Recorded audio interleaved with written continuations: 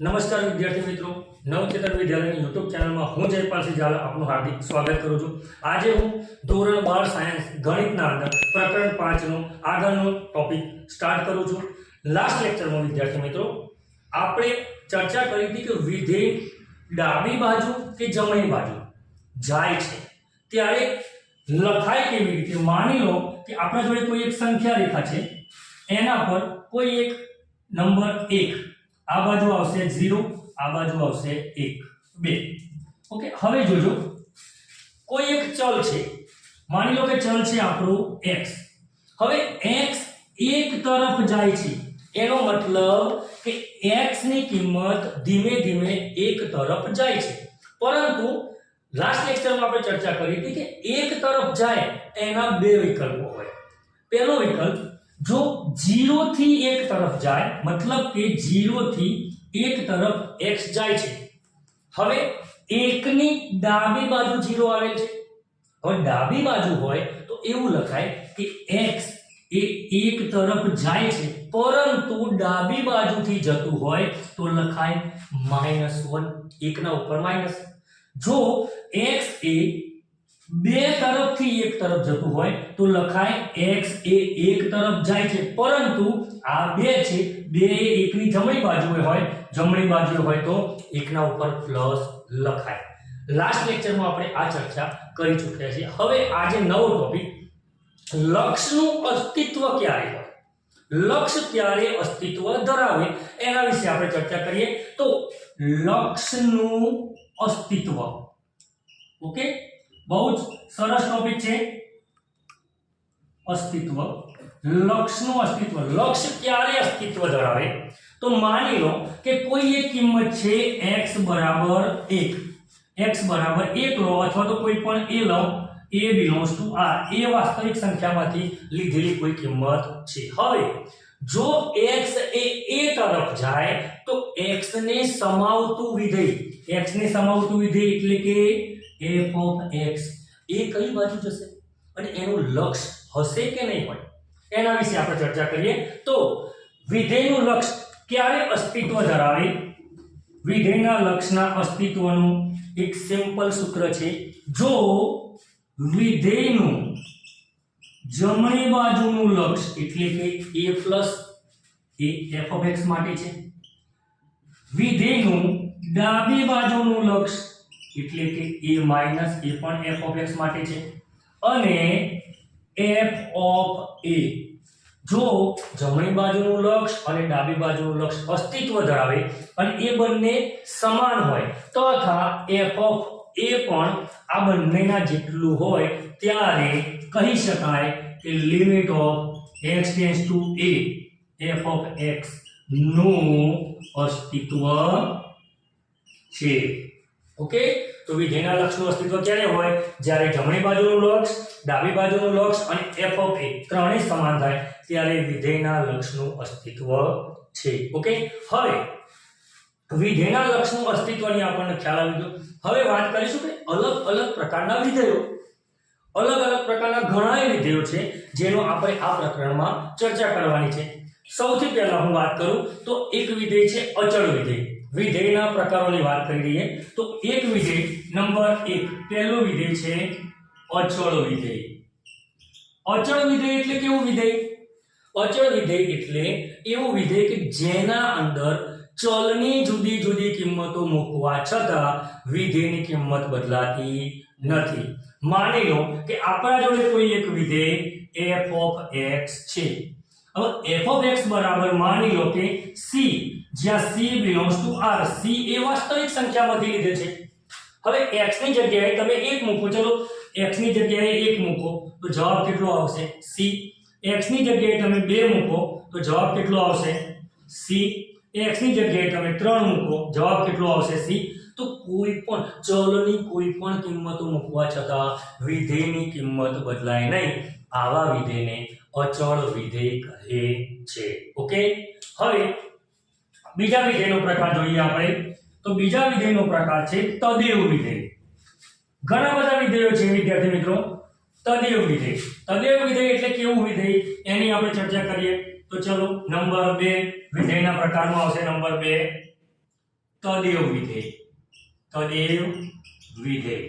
Okay, તદેવ વિધેય એટલે કેવું વિધેય?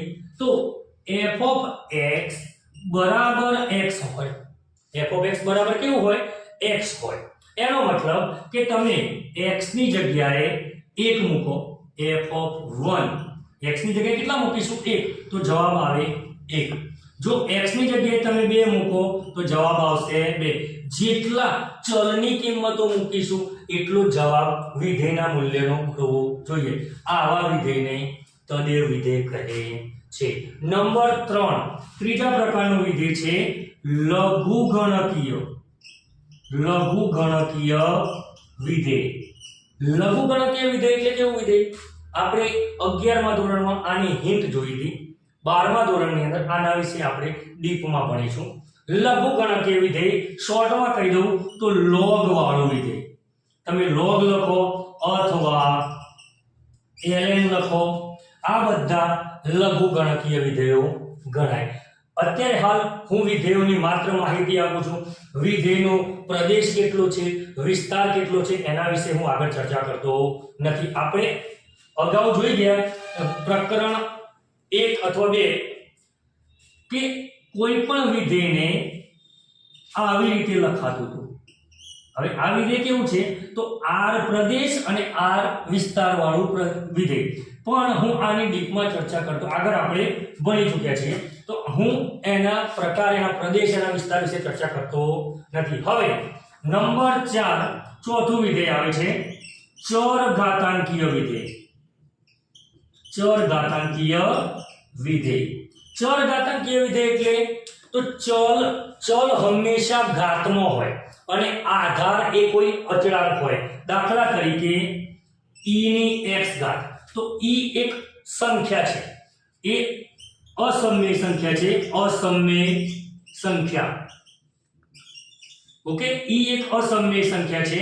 એવી રીતે કોઈ એક વાસ્તવિક સંખ્યા હું લઈ લઉં 4, તો 4 ની ઘાતમાં ચલ હોય. જ્યારે જ્યારે ચલ ઘાતમાં હોય એવા વિધેયને ચર ઘાતાંકીય વિધેયો કહે છે. હવે ચર ઘાતાંકીય વિધેય, લઘુગણકીય વિધેય, તદેવ વિધેય. આગળ 5મું વિધેયના પ્રકાર લખું ત્રિકોણમિતીય વિધેયો. ત્રિકોણમિતીય વિધેયો. હવે ત્રિકોણમિતીય વિધેયોની ચર્ચા કરીએ તો 10મા ધોરણમાં ભણીને આયા sin, cos, tan, cot, sec, cosec. આ બધા ત્રિકોણમિતીય વિધેયો છે જેનું 10મા ધોરણમાં આપણે પૂરેપૂરો અભ્યાસ કર્યો છે અને આ વિધેયો તમે ઓળખો છો. બીજા વિધેયના પ્રકાર છે 6થા ત્રિકોણમિતીય. ત્રિકોણમિતીય પ્રતિવિધેયો. ત્રિકોણમિતીય પ્રતિવિધેયો પ્રકરણ 2 માં આપણે આખો આના વિશે અભ્યાસ કરી ચૂક્યા. તો ત્રિકોણમિતીય વિધેયો કેવા છે? sin inverse, cos inverse, tan inverse વગેરે વિધેયો જે ત્રિકોણમિતીય પ્રતિવિધેયો છે. ઓકે, તો આ થઈ ગયા વિધેયોના પ્રકાર. બીજા ઘણા વિધેયોના પ્રકાર છે પણ આપણે અત્યારે હાલ અહીંયા સુધી સીમિત રાખીએ. ઓકે વિદ્યાર્થી મિત્રો, આપણે વિધેયોના બીજગણિતની વાત કરીએ કે સતત વિધેય હોય અને સતત વિધેયનું બીજગણિત એટલે શું? તો પહેલા સમજી લો બીજગણિતનો મતલબ શું થાય. બીજગણિત એટલે સિમ્પલ સરવાળા, બાદબાકી, ગુણાકાર અને ભાગાકાર.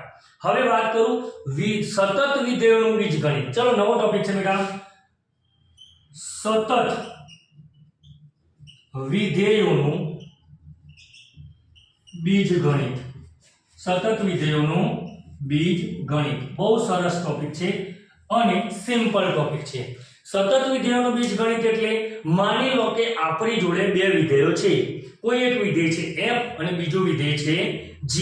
તો ચલો માની લો કે ધારો કે બે વિધેયો f અને g, આ બે વિધેયો વાસ્તવિક સંખ્યા c આગળ સતત છે. કઈ સંખ્યા બેટા? તો વાસ્તવિક સંખ્યા c આગળ સતત છે. મતલબ બે વિધેયો છે, બંને વાસ્તવિક વિધેયો છે અને સતત વિધેયો છે. આ બંને વિધેયો કોઈ એક વાસ્તવિક સંખ્યા c આગળ સતત છે. જો બંને વિધેયો c આગળ સતત હોય તો બીજગણિતની વાત કરીએ તો પહેલું બીજગણિત f + g એ x = c આગળ કેવું થાય સતત થાય। બીજો ટોપિક છે જેવી રીતે સરવાળા આગળ સતત હોય એવી રીતે બાદબાકી આગળ પણ સતત થાય। સેમ એ જ રીતે f અને g નો ગુણાકાર એ પણ કેવો થાય x = c આગળ સતત થાય। અને ચોથો છેલ્લો ટોપિક f અને g બંને વિધેયોનો ભાગાકાર એ પણ x = c આગળ સતત થાય। તો આ થઈ ગયું વિધેય સતત હોય, બે વિધેયો સતત હોય તો કોઈ x = c આગળ આ વિધેયો કેવા થાય એના વિશે આપણે ચર્ચા કરી। ઓકે, આપણે ચર્ચા કરીશું સ્વાધ્યાય 5.1। ઓકે, 5.1 નો પ્રથમ દાખલો આપણે જોઈએ। એના માટે હું એક ઉદાહરણ લઈ લઉં છું, કોઈ દાખલો ગણાવતો નથી। સ્વાધ્યાયની શરૂઆત આપણે નેક્સ્ટ લેક્ચરમાં કરીશું। આજે એક દાખલો સમજાવી દઉં। માની લો કે મારી જોડે કોઈ એક વિધેય છે, એક્સ્ટ્રા દાખલો લખું છું, એક્સ્ટ્રા દાખલો ખાલી પ્રેક્ટિસ પૂરતો છે। ઓકે, કોઈ એક વિધેય છે f of x અને આ વિધેયનું મૂલ્ય છે 7x + 4।